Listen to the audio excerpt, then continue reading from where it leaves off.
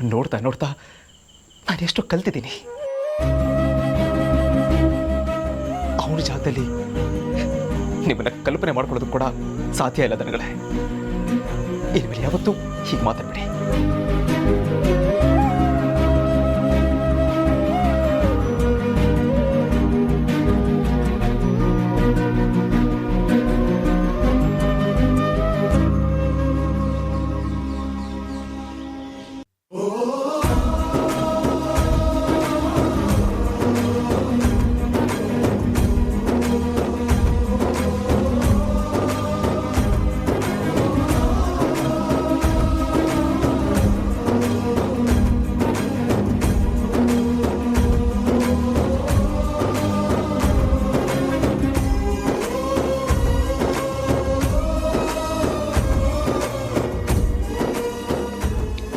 ಇಲ್ಲ, ನಾನು ಅಪ್ಪ ಅಂತ ಗೊತ್ತಾಗದೇ ಇರೋದೇ ಒಳ್ಳೆಯದು. ನನ್ನ ಮಗನ ಜೊತೆ ಇರೋದಷ್ಟೇ ನನಗೆ ಮುಖ್ಯ, ಅಪ್ಪ ಅಂತ ಗೊತ್ತಾಗೋದಲ್ಲ.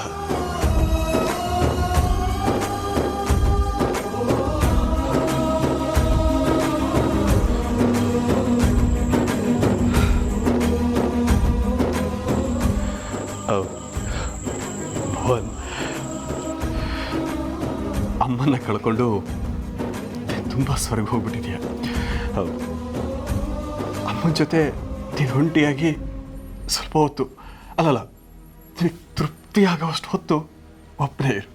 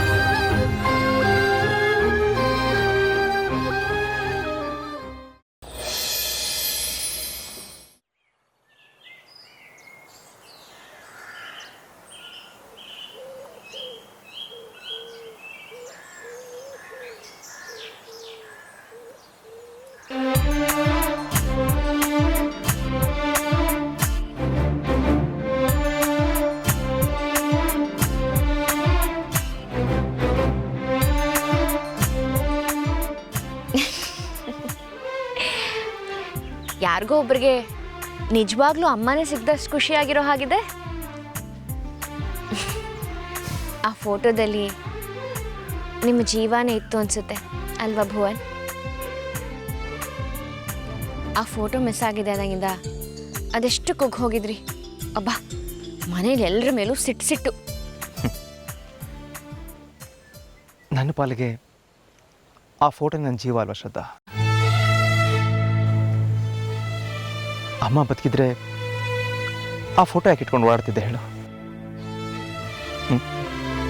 ನನ್ನ ಜೀವ, ನನ್ನ ಸರ್ವಸ್ವ ಎಲ್ಲ ಫೋಟೋನೇ. ಮತ್ತೆ ನಾನು? ನೀ ನನ್ನ ತಾಯಿ ಸ್ಥಾನ ತುಂಬೋಳು.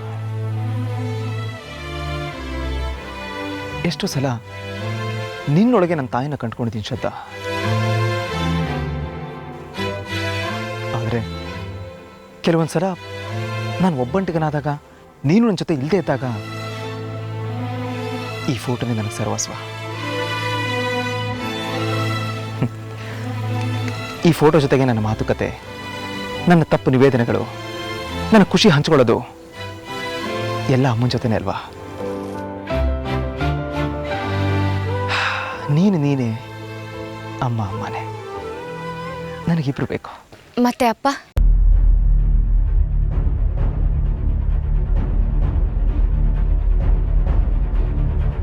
ಶ್ರದ್ಧಾ,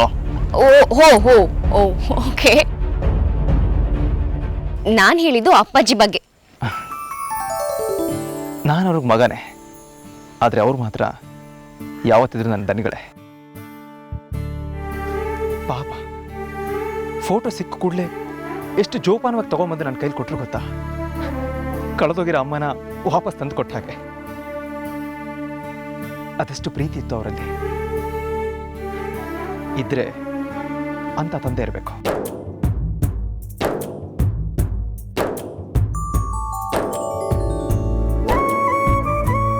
ಹ್ಞೂ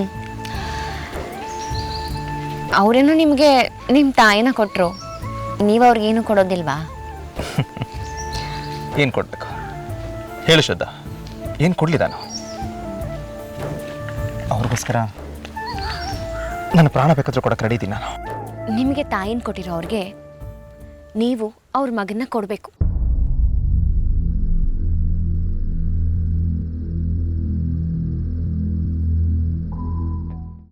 ನಿಮಗೆ ತಾಯಿನ ಕೊಟ್ಟಿರೋ ಅವ್ರಿಗೆ ನೀವು ಅವ್ರ ಮಗನ್ನ ಕೊಡಬೇಕು.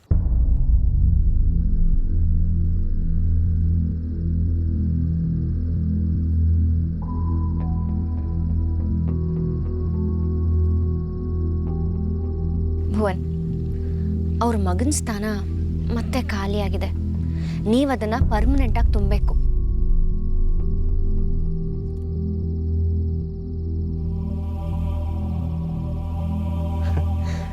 ಪರ್ಮನೆಂಟಾಗಿ ಹಾಗೆ ಅಂತ ಹೇಗೆ ಹೇಳಿ ಶ್ರದ್ಧಾ? ಆದರೆ ಒಂದೊಂದು ನಿಜ, ಅವ್ರ ಮಗ ಅವ್ರಿಗೆ ಸಿಗೋವರೆಗೂ ಖಂಡಿತ ಅವ್ರ ಜೊತೆಗಿರ್ತೀನಿ, ಅವ್ರನ್ನ ಚೆನ್ನಾಗಿ ನೋಡ್ಕೋತೀನಿ. ಅವ್ರ ನಿಜವಾದ ಮಗ ಇಲ್ಲಿಗೆ ಬಂದು ಅವ್ನು ಒಳ್ಳೆಯವನಂತ ಗೊತ್ತಾದ ಮೇಲೇ ನಾನು ಈ ಸ್ಥಾನನ ಬಿಟ್ಕೊಡೋದು. ಅಂದರೆ ನೀವೆಲ್ಲೇ ಸೆಟ್ಲ್ ಆಗೋದು ಅಂತ ಡಿಸೈಡ್ ಮಾಡಿದ್ದೀರಿ ಅಂತಾಯ್ತು. ಅವ್ರ ಮಗ ಸಿಗೋ ತನಕ ಮಾತ್ರ ಅಷ್ಟೇ. ಆಯ್ತಾಯ್ತು, ಅದನ್ನೇ ನಾನು ಹೇಳಿದ್ದು. ಅರ್ಥ ಆಗಲಿಲ್ಲ ಶ್ರದ್ಧಾ? ಅರ್ಥ ಆಗುತ್ತೆ. ನಂದೇನೋ ಕೆಲಸ ಇದೆ ಅಂತ ಹೇಳಿದ್ನಲ್ಲ, ಅದು ಮುಗಿಯೋ ಹೊತ್ತಿಗೆ ಎಲ್ಲ ಅರ್ಥ ಆಗುತ್ತೆ.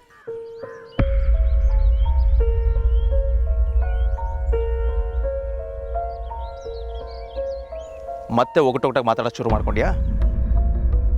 ಸರಿ ಸರಿ, ಅದೇನು ಕೆಲಸ ಸಾಧಿಸ್ಬೇಕು ಅಂದ್ಕೊಂಡಿದ್ಯೋ ಸಾಧಿಸು. ಪಂಚವಾರ್ಷಿಕ ಯೋಜನೆ ಆದರೂ ಪರವಾಗಿಲ್ಲ, ನಾನು ಕಾಯ್ತೀನಿ. ದನಿಗಳ ಜೊತೆ ಇಲ್ಲೇ ಮಗ ಆಗಿದ್ದು ಬಿಡ್ತೀನಿ.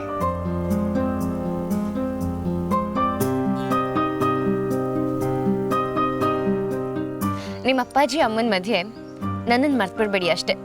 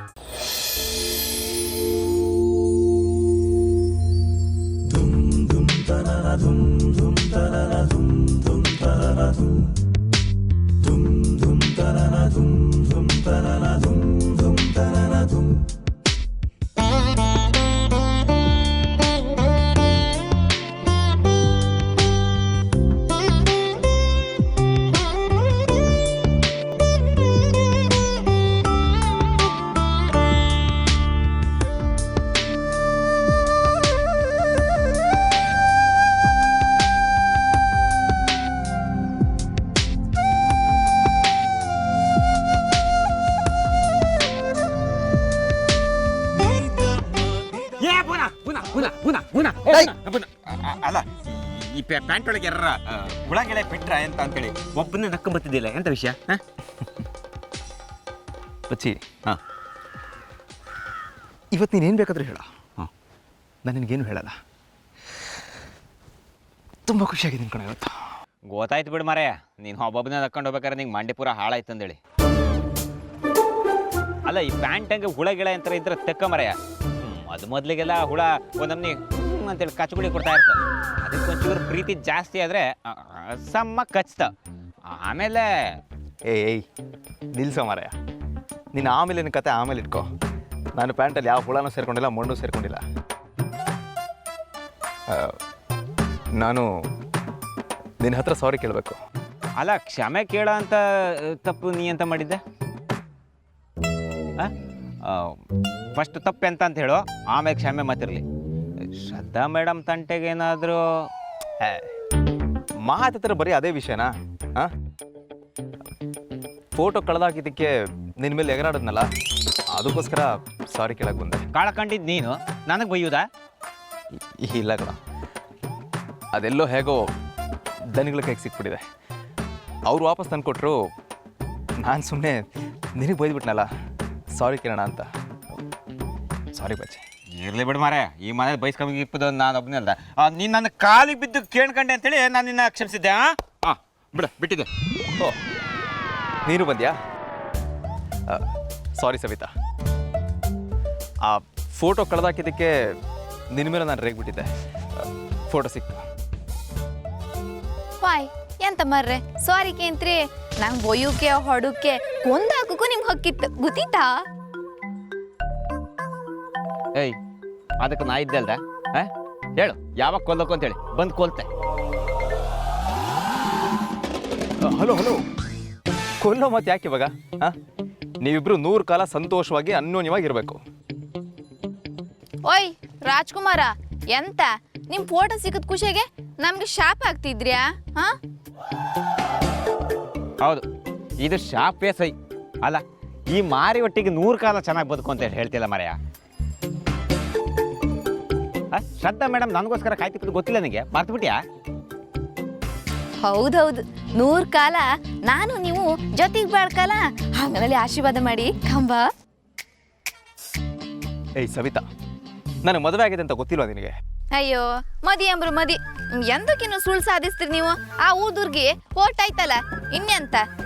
ಮದಿ ಅಂಬ್ರು ಮದಿ, ಅವಳು ಹೆಂಡತಿ ಅಲ್ಲ ನಳಿ ಗೊತ್ತಾಯ್ತಲ್ಲ, ಮತ್ತೆಂತ? ಅವಳು ನನ್ನ ಹೆಂಡತಿ ಅಲ್ಲ, ನನ್ನ ಹೆಂಡತಿ ಸಿಟಿಲಿದ್ದಾಳೆ. ಮುಂದಿನ ಸಲ ಸಿಟಿಗೆ ಹೋದಾಗ ಅವಳು ಫೋಟೋ ತಗೊಂಬರ್ತೀನಿ. ರಾಮ ರಾಮ, ಇದೆಲ್ಲ ನಾನು ನಂಬುದಿಲ್ಲ. ನೀವು ಬರೀ ಸುಳ್ಳೇ ಹೇಳ್ತೀರಿ, ನಾನೊಂದು ದೂರ ಮಾಡ್ಕೊಂಡಲ್ಲಿ ಸುಳ್ಳು ಹೇಳ್ತೀರಿ ನೀವು. ಹೌದಾ ಬೋನಾ? ಏ ನೀನು ನಮ್ಮ ಕೂಸಿಗೆ ಮೋಸ ಮಾಡಬೇಡ ಮರೆಯ. ಅಲ್ಲ ನಾನೇನೋ ಶ್ರದ್ಧಾ ಮೇಡಮ್ ಮೊಟ್ಟೆಗೆ ಹೋತೆ, ನೀನು ಹಿಂಗೆ ಕೈ ಬಿಟ್ರೆ ಅವಳು ಒಂಟಿ ಹೋಗ್ಲಿ ಮರೆ. ಬೋನಾ, ಅವಳು ಕೈ ಬಿಡ್ಬೇಡ ಮರೆ, ಅವಳು ಕೈ ಬಿಡ್ಬೇಡ ಬೋನಾ.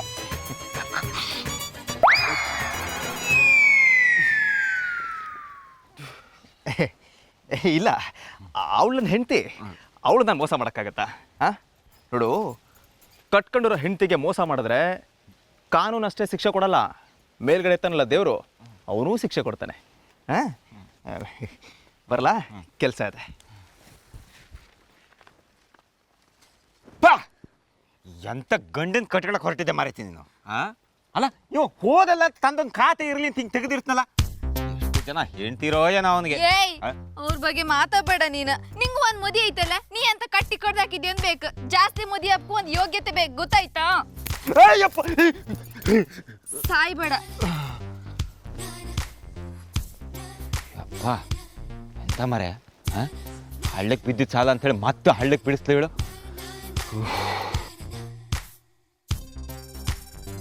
ಅಲ್ಲ ಇವಳಿಗೆ ಮೋಸ ಹಾಪಕ್ಕಾಗ ಅಂಥೇಳಿ ನಾನು ಮುತುವರ್ಜಿ ವಹಿಸಿದ್ರೆ ನನ್ನ ಹಳ್ಳಕ್ಕೆ ತಳ್ಕ ಮಾಡ್ತೇನೆ ನಿನಗೆ.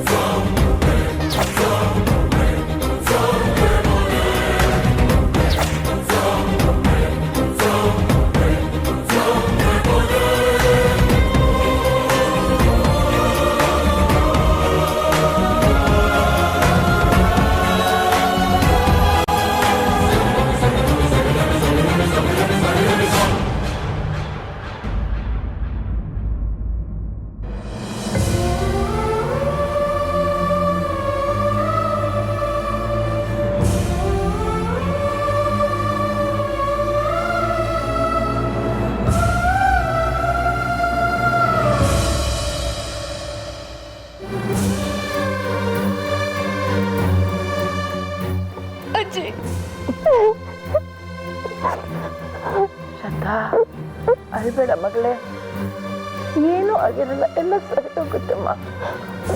ಅವನಿಗೇನು ಆಗಿರಲ್ಲ ಅಲ್ವಾ ಅಜ್ಜಿ? ಖಂಡಿತ ಅವನಿಗೆ ಏನೂ ಆಗಿರಲ್ಲ ಮಗಳೇ, ಏನೂ ಆಗಿರಲ್ಲ.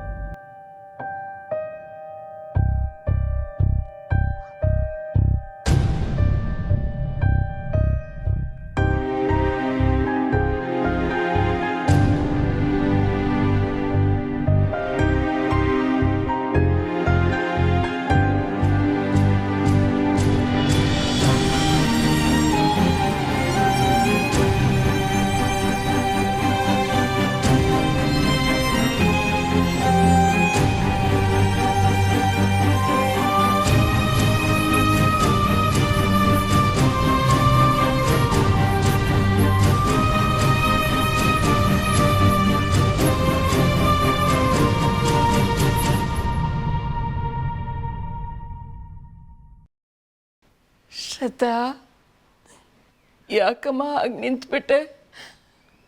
ಗುರ್ತು ಸಿಗ್ಲಿಲ್ವಾ? ನಾನಮ್ಮ.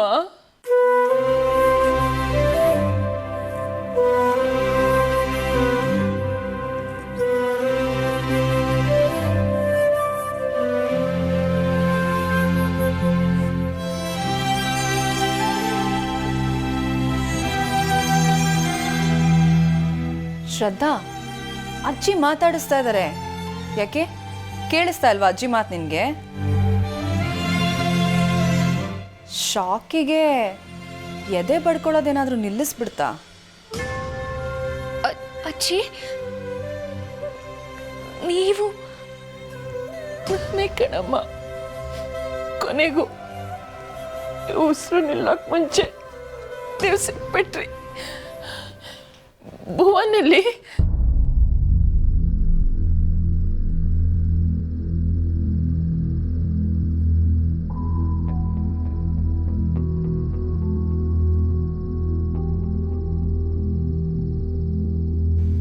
ಅರೆ, ಭುವನ್ ಎಲ್ಲಿ ಅಂತ ಕೇಳ್ತಾ ಇದಾರಲ್ಲ, ಹೇಳು ಶ್ರದ್ಧಾ. ಊರ್ಮಿಳಾ, ನೀನು ನನ್ನನ್ನು ಇಲ್ಲಿ ಕರ್ಕೊಂಬರೋದಷ್ಟೇ ನಿನ್ನ ಕೆಲಸ ಆಗಿತ್ತು. ನೀನು ಬಾಯಿ ಮುಚ್ಕೊಂಡಿರೋ. ನನ್ನ ಮೊಮ್ಮಕ್ಕಳನ್ನ ನಾನು ಮಾತಾಡಿಸ್ತೀನಿ. ಹೊಳೆ ದಾಟದ ಮೇಲೆ ಅದೇನೋ ಅಂತಾರಲ್ಲ,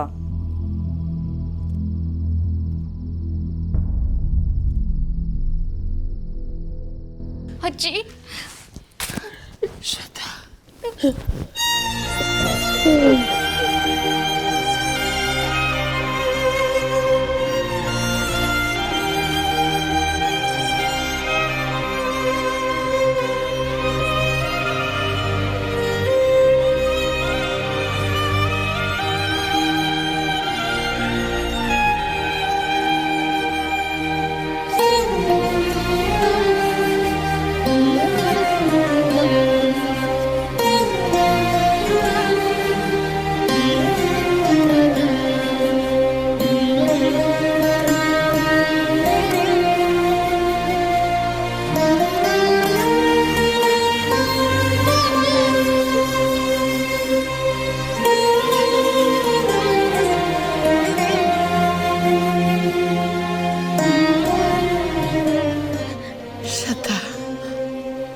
ನನಗೆ ದೇವ್ರ ಮೇಲೆ ನಂಬಿಕೆನೇ ಹೊಟ್ಟೋಗಿತ್ತು ಕಣಮ್ಮ.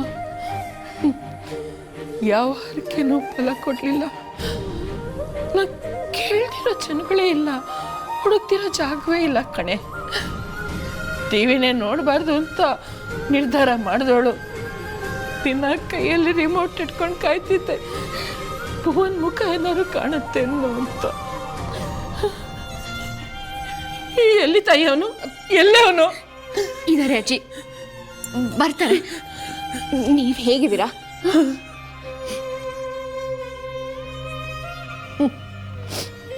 ಹೀಗಿದ್ದೀನಿ ನೋಡಮ್ಮ. ಬಹುಶಃ ನಿಮ್ಮನ್ನು ನೋಡಬೇಕು ಅನ್ನೋ ಕಾರಣಕ್ಕೆ ಆ ದೇವರು ಇನ್ನೂ ನನ್ನನ್ನು ಬದುಕಿಸಿದ್ದಾನೆ ಅನಿಸುತ್ತೆ.